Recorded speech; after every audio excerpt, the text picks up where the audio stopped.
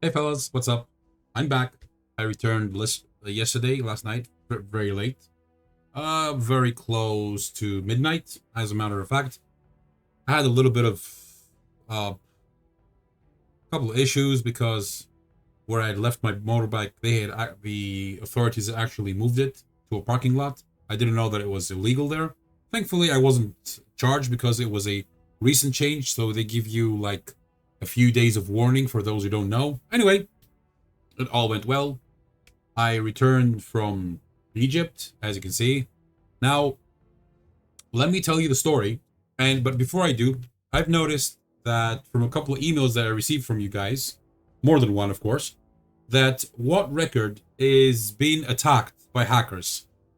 What can we say? Until it returns and it's secure, I recommend that you're going to get something like this if you try to go to WoT Record anyway. And if you do the mistake of continuing here, proceed to WoT Record, well, I recommend that you don't do that because it's currently unsafe. Having said that, let's talk a little bit about my journey. Now, as I'm showing you here on the screen, I have returned with a couple of, three types of medicine. The one on my top left, I'm looking at it here right now on my screen, on my desk. You guys can see it on the screen. Is called Megamox, which basically is an antibiotic. It's basically used to reduce the development of drug-resistant bacteria and maintain the effective blah blah blah blah blah blah. Yeah, which should be used only to treat infections that are proven or strongly suspected to be caused by susceptible bacteria. That's antibiotic with amoxicillin. Anyway, the next one is called Ambazine, which is basically this is administered in the form of a dosage favoring an inadequate absorption from the intestinal tract. It's contains trypsin and chymotrypsin, pancreatic enzymes, which are administered in the form of what I said earlier. Reduces the intensity of inflammation. It also acts as a painkiller. And the last one, Ketolac, is basically, oh my god, these are so small. Non-steroidal this is anti-inflammatory. NSAID, whatever that stands for, that exhibits analgesic activity in what? I can't read that. That is so small. The letters are so small. This is just ridiculous. I need a magnifying glass, and it has nothing to do with age, even though I'm 48. Well, whatever.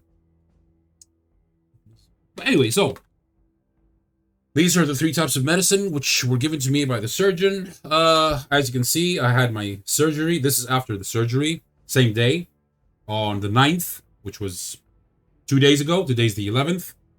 Let's prove that. There you go. There you go. It's Monday, the 11th of August, 2025. Here in Athens, Greece, it is noon, 12 and 40 minutes, going 41. So, what happened was, let's go back from the beginning, is that one day when I was in the shower, you shower yourself, I felt something like a little bit of a speck, a very tiny speck, and it felt hard. And I was like, what's this? It was right under my left part of my tummy, between my thigh and my tummy. And I was like, what is this? I didn't pay any attention to it because it wasn't causing me any type of discomfort, but I was, what is this? I'm said, maybe it's some form of one of those things that comes and goes in the body that, what do you call them? Those things that you break them and they, spirakia, we call them in Greek. But it felt hard. So anyway, but I didn't pay any attention to it. As time progressed, I started noticing that I was getting tired less earlier than what I used to, because I used to work nonstop with very minor breaks for maybe something, a quick bite or something to, soft drink or whatever, or water. I used to work for approximately 16 hours per day. When you have 3 jobs, what do you expect? But I was happy, and I would hardly get tired, hardly.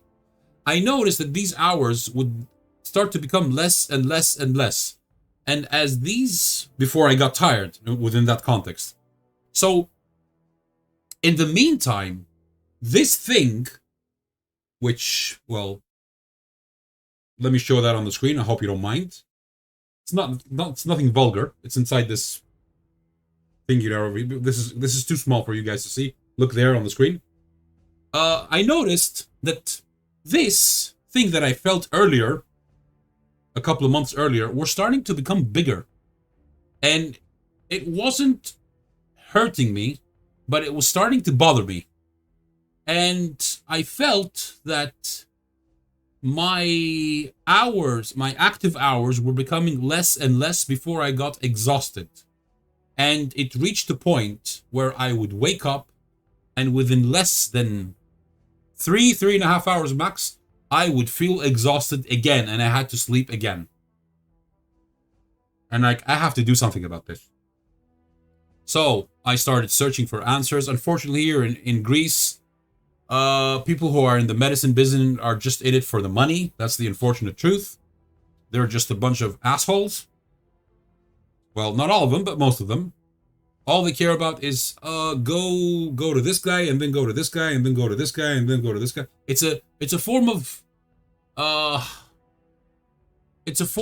trick, which they all communicate with each other, so that you would have to go to many of them, many branches. Each person specializes in something specific. We do X-ray, we do sonograms, we do whatever, etc., etc.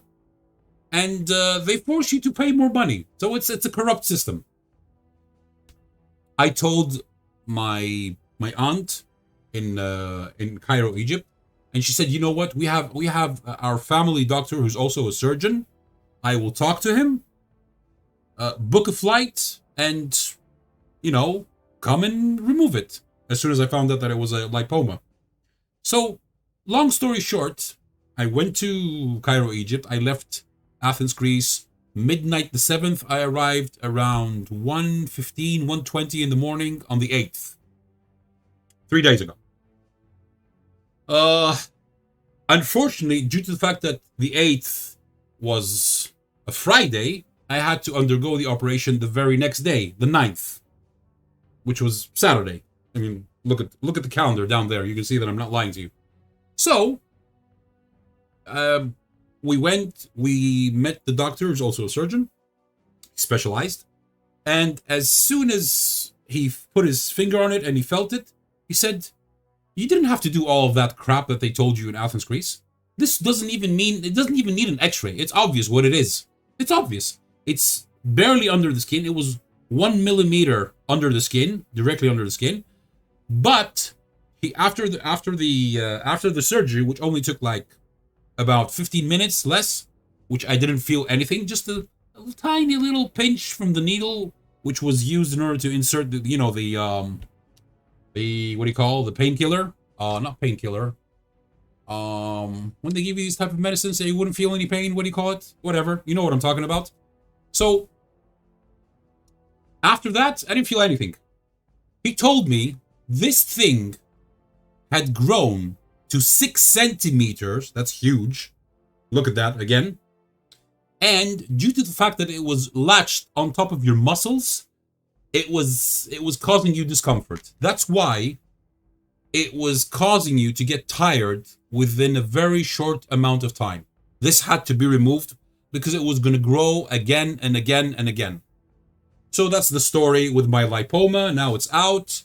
I am feeling great. The surgery went perfect. I couldn't ask for a more beautiful day of my life. Of course, I have to take the medicine so that, and then I'm going to have to clean up this, change my, what do you call this? This, whatever that they put on top of the wound.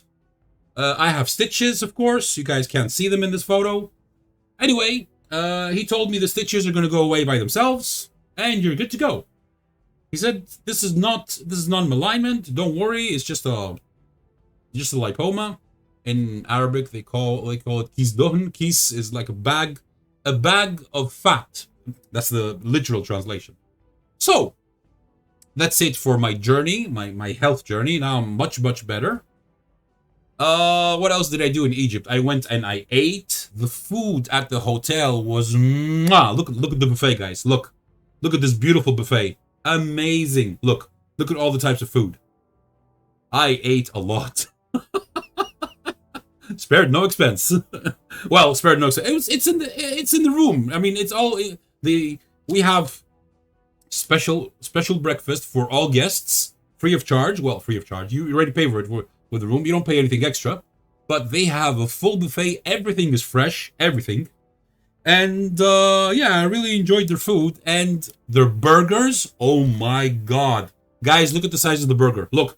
I have a very big hand. Very big hand. Look at the size of the burger. Look in comparison. Look at that. That is huge. And the taste, mwah, amazing. And yeah, the food was fantastic. And I also tried one of their bagels, which was so good that I added Philadelphia right on top of it. Mwah, bellissima. Oh boy.